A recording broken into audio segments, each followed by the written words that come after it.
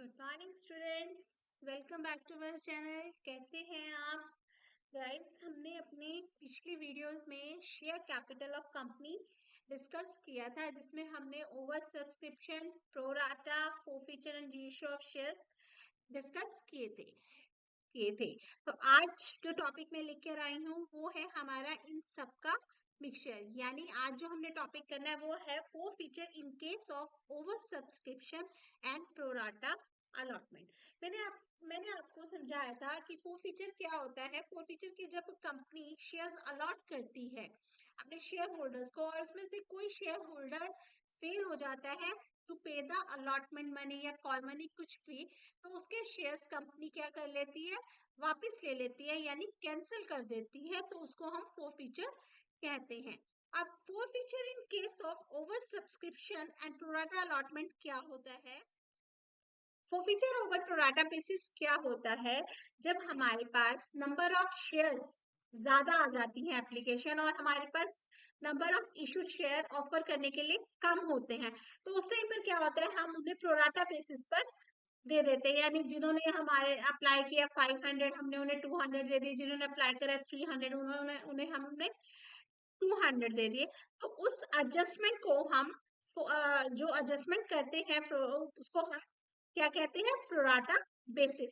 पर जब वो अलॉटमेंट होती है एप्लीकेंट्स को, तो जो शेयर होल्डर फेल हो जाता है वो पे करना मनी हैंड टाइम जो उसके पास होती है, तो जो अनपेड अमाउंट हम फाइंड आउट करते हैं उसको हम कहते हैं four feature over pro rata basis. तो हमें ये पता होना चाहिए कि कितने नंबर ऑफ शेयर होल्डर्स ने अप्लाई, कितने नंबर ऑफ शेयर्स को अप्लाई किया है, और उसको कितने अलॉट हुए हैं। अगर हमें ये नहीं पता तो हमें उसे फाइंड आउट करना होता है। तो वो जो फाइंड आउट करते हैं वो होता है four feature in case of over subscription and pro rata basis. Next, अब हमारे इसका एक फॉर्मूला होता है जो हमने गाइस फाइंड आउट करने होते हैं। जैसे अगर आपको दिए हुए हैं नंबर ऑफ शेयर्स अलॉटेड, ठीक है, फॉर एग्जाम्पल जैसे ये हम एक एग्जाम्पल लेके चलते हैं। जैसे श्याम है, Shyam was allotted 200 shares, failed to pay the allotment money and call money. Shyam एक शेयर होल्डर है जिसको 200 शेयर्स अलॉट हुए थे, ना तो उसने अलॉटमेंट मनी पे करी और ना कॉल मनी पे करी है। तो अब हमने वो निकाला। अब हमें पता है कि उसको अलॉट हुए थे 200 शेयर, पर हमें ये नहीं बताया गया कि उसने कितने शेयर्स के लिए अप्लाई किया था।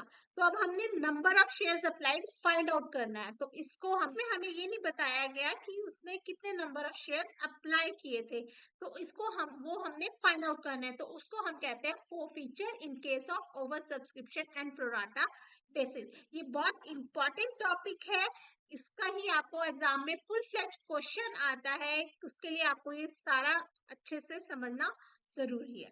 तो सबसे पहले हमें फाइंड आउट करने हैं number of shares applied. Number of shares applied का फॉर्मूला क्या होता है? आपको सबसे पहले मैं एक छोटी ट्रिक बताती हूँ। आपको जो चीज फाइंड आउट करनी है, जैसे number of shares applied find out करना है, तो आपको ऊपर लेना है टोटल शेयर्स अप्लाइड, ठीक है, divided by total shares allotted multiply by number of allotted shares given, जो आपको गिवन है। जैसे एग्जांपल में हम देखते हैं, हमें कितने 50,000 शेयर्स अप्लाइड किए थे। ये आपका जो हम क्वेश्चन करेंगे, क्वेश्चन के बेस पे आपको ऊपर दिया होता है कि ये मतलब इतने शेयर्स की एप्लीकेशन आई है, और कितने शेयर्स अलॉट करने थे 50,000 के अगेंस्ट 20,000 करने थे। तो एक शाम शेयर होल्डर था जिसको आपने कितने अलॉट करे, 200 शेयर्स अलॉट करे। तो अब हमने फाइंड आउट करने हैं। तो मैंने क्या फाइंड आउट करने थे इसमें, अप्लाइड। तो आपको फॉर्मूला बताया था, जो चीजें फाइंड आउट करनी है वो ऊपर लिखने हैं। Total shares applied upon total shares allotted multiply by number of shares allotted given. Total shares कौन सी है? 50,000। 50,000 आपके अप्लाइड है, अलॉटेड कितने हैं 20,000, 20,000 अलॉटेड है, multiply by number of shares allotted given कितने हैं हमारे पास 200। 200 हमने यहाँ लिखी है, तो फाइंड आउट किया तो 500, यानी 500 शेयर्स के लिए आपने अप्लाई किया था। 500 शेयर्स वालों को कितने अलॉट हुए? 200 शेयर्स अलॉट। क्लियर है? कोई डाउट? नेक्स्ट, ये तो हमने number of shares applied find out किया था। ऐसे ही कई बार आपको क्वेश्चन में क्या गिवन होता है, नंबर ऑफ अलॉटेड शेयर। जैसे अब सेम मैंने ऐसे ही कर लिया, Shyam was applied for 500 shares fail to pay the allotment money in call money. Shyam है जिसको 500 शेयर्स के लिए इसने अप्लाई किया था। अब हमें यहाँ पे अलॉटेड नहीं पता है, तो इसका भी हमने वैसे सेम फार्मूले से फाइंड आउट करना है। जो चीज फाइंड आउट करनी है, अलॉटेड फाइंड आउट करना है, तो ऊपर हमने क्या लेना है, total shares allotted divided by total shares applied multiply number of applied shares given जो गिवन है। वही 50,000 20,000 वाली कैटेगरी ही है हमारे पास। अपने अलॉटेड शेयर्स कितने हैं, 20 divide by 50 multiply by 500 share जो गिवन है, यानी 200 शेयर। जिसने 500 शेयर्स के लिए अप्लाई किया था उसको कितने मिले, 200 शेयर्स मिले। तो ये बहुत ही इजी मेथड है बेटा जी फाइंड आउट करने के लिए।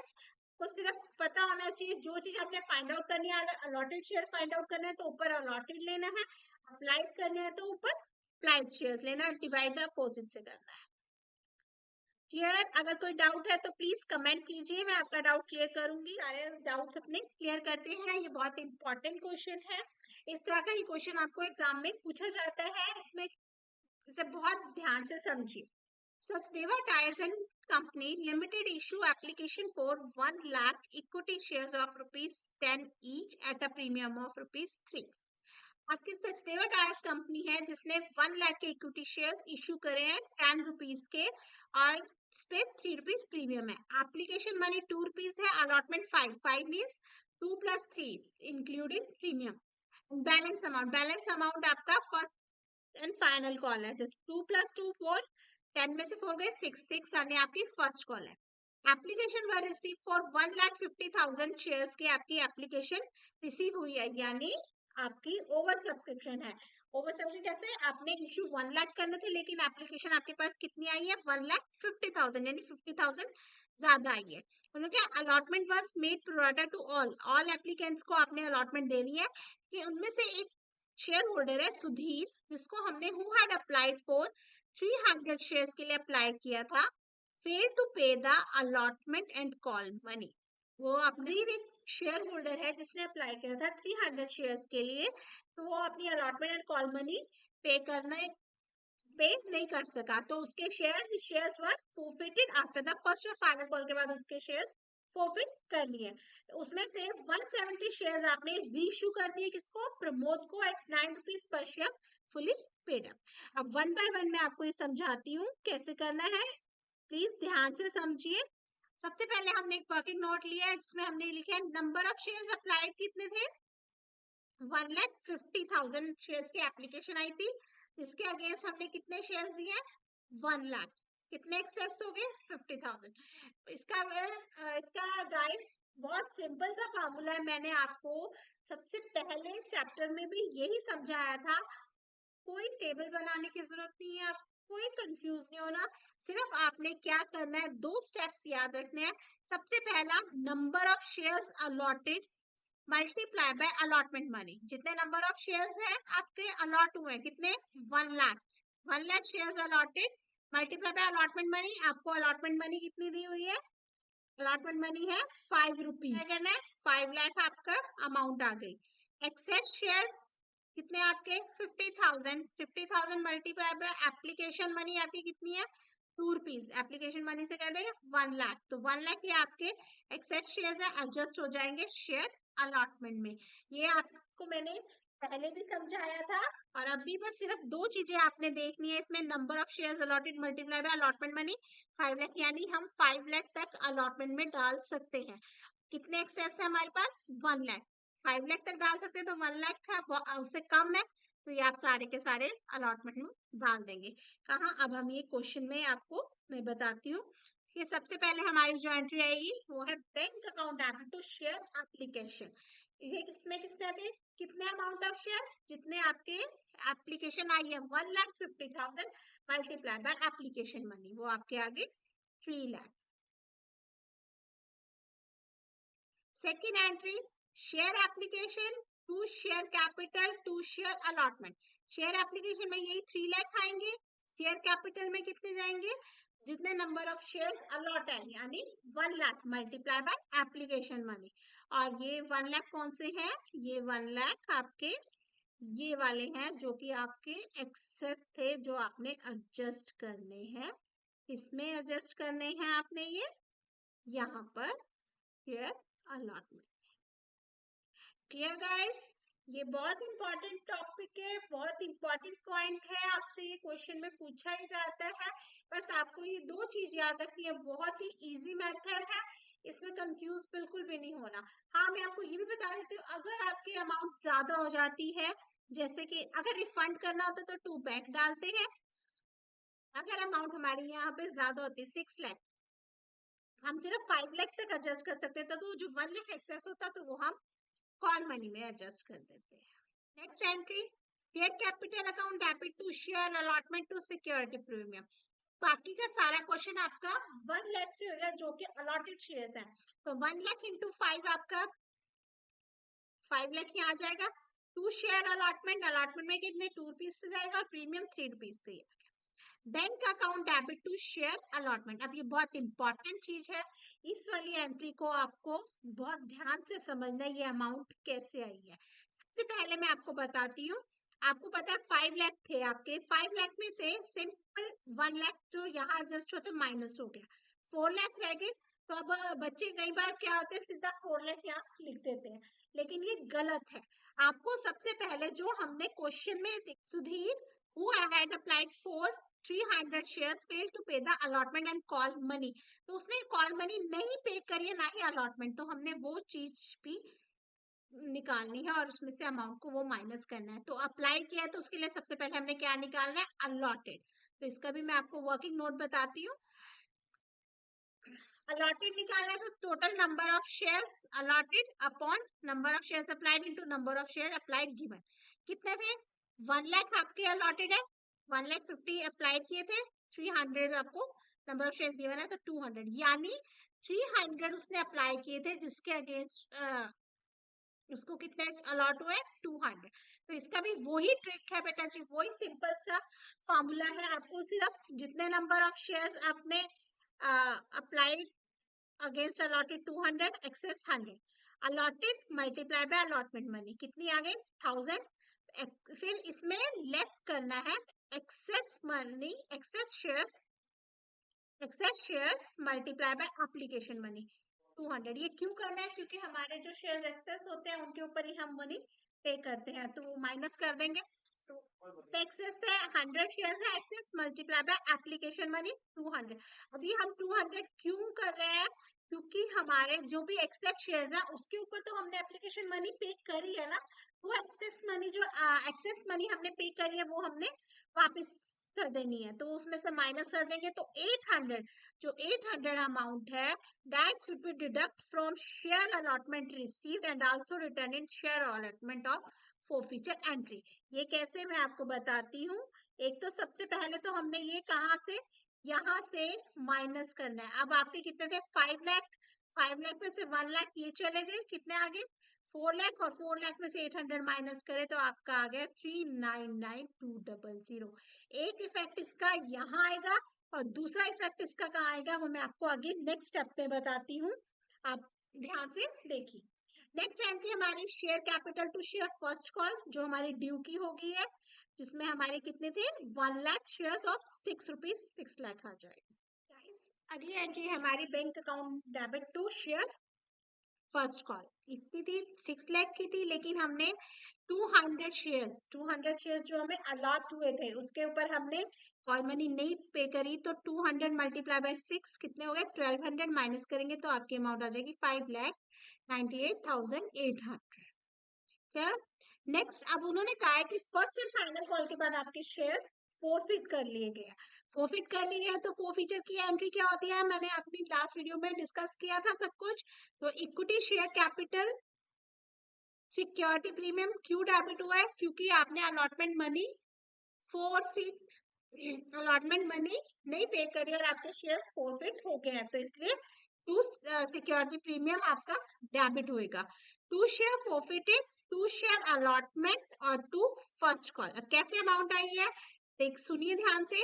Equity share capital 200 shares allot हुए थे, जो अलॉटमेंट होती है उसी से करना है, अप्लाइड से नहीं। बच्चे ये गलती बहुत करते हैं, तभी मैंने आपको ये वाली एग्जांपल लेके समझा रही हूँ। 200 आपके अलॉट थे, 200 मल्टीप्लाई बाय 10, 2000 आ, प्रीमियम कितना था 600, प्रीमियम 600 कैसे आया 200 मल्टीप्लाई बाय ₹3। शेयर फॉरफिटेड में अमाउंट कितनी आएगी ये आपको लास्ट में बताऊंगी। पहले ये 800 ये कहां से आया है वही हमारा वर्किंग नोट जो मैंने आपको बताया था ये वाले 800 हमने कहा पर एक तो शेयर अलॉटमेंट रिसीव में से माइनस कर दिए दूसरा हमने ये यहाँ पर लिखने हैं 800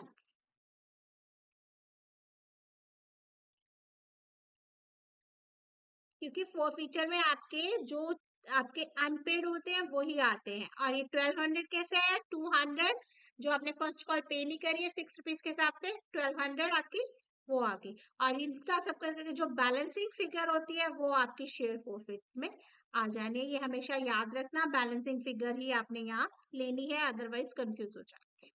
नेक्स्ट अब आपके जितने शेयर फॉरफिट हुए थे उसमें से 170 शेयर्स आपने रीइश्यू कर दिए। रीइश्यू की एंट्री क्या आएगी bank account debit share forfeiture account debit to share capital. अब शेयर कैपिटल में कितने 170 मल्टीप्लाई बाय 10 क्योंकि फुली पेड अप थे इसलिए 1700। बैंक अकाउंट में 1530 क्यों आया क्योंकि वो ₹10 का शेयर आपने ₹9 में इशू किया। ₹1 का आपको क्या हो गया डिस्काउंट है तभी आपका ये शेयर फॉरफिचर डेबिट हुआ है अगर प्रीमियम होता तो ये क्रेडिट होता। तो 1530 मतलब 170 मल्टीप्लाई बाय 9 आपका ये आ जाएगा और 170 या तो इन दोनों का डिफरेंस ले लो नहीं तो सिंपल ₹1 के हिसाब से 170 मल्टीप्लाई बाय 1 वो आ जाएगा। And last entry share forfeited to capital reserve. अब ये अमाउंट कैसे है अब आपको इसको भी फाइंड आउट करना होता है। इसको फाइंड आउट करने का तरीका कौन सा होता है आप ये देखिए आपके शेयर फॉरफिटेड में पहले कितनी अमाउंट थी 600 आपके क्रेडिट हुए हैं और इधर आपके कितने डेबिट हुए हैं 170। अगर आपके सेम यानी जितने आपके थे 200 के 200 अगर आपके तो आपको मतलब रीइश्यू कर देते तो आपने इन दोनों का डिफरेंस लेना था 1200 में से माइनस कर देते नहीं 600 में से माइनस कर देते 170 तो आप यहाँ लिख देते लेकिन आपने यहाँ पे कम रीइश्यू करे तो इसका भी मैंने आपको फॉर्मूला समझाया था अपनी लास्ट वीडियो में। अगर हम कम रीइश्यू करते हैं तो हम उसकी अमाउंट निकालनी पड़ती है कैसे निकालेंगे सिंपल।